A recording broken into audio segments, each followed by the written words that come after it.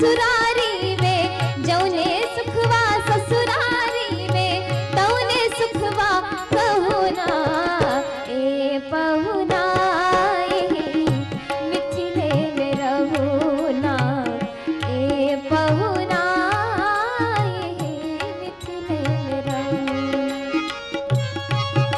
हमर निहोरा रघुनंदन से माने या न माने, हमर निहोरा रघुनंदन से माने या न माने, पर ससुरारी के नाते प्रताप के आपन जाने। हाँ पर ससुरारी के नाते प्रताप के आपन जाने।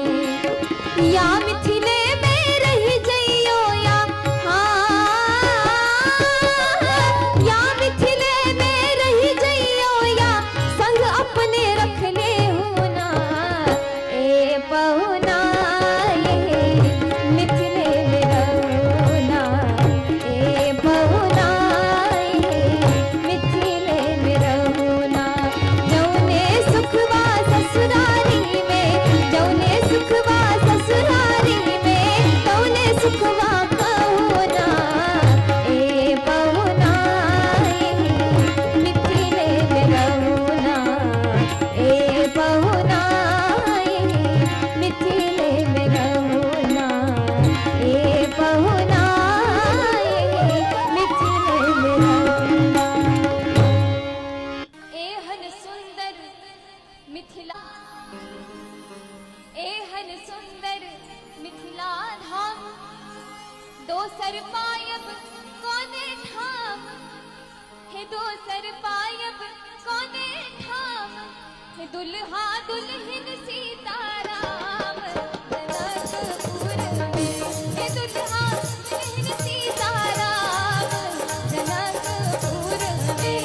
एहन सुंदर मिथिला धाम एहन सुंदर मिथिला धाम दोसर पायब कोने ठाम हे दोसर पायब कोने ठाम दुल्हा दुल्हन सीताराम जनकपुर में हे दुल्हा दुल्हन सीताराम जनकपुर में।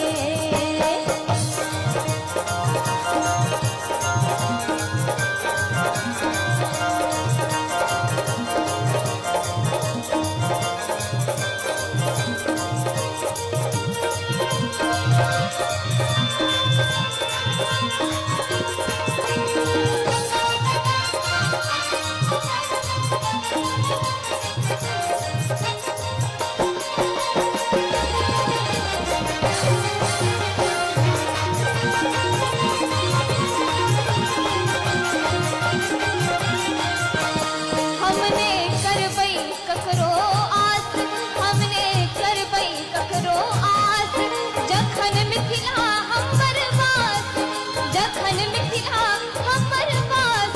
हमने करबै ककरो आस हमने करबै ककरो आस जखन मिथिला हमर वास जखन मिथिला हमर वास। हमर बहिन अपन खास जनकपुर में हे हमर बहिन अपन खास जनकपुर में। एहन सुंदर मिथिला धाम एहन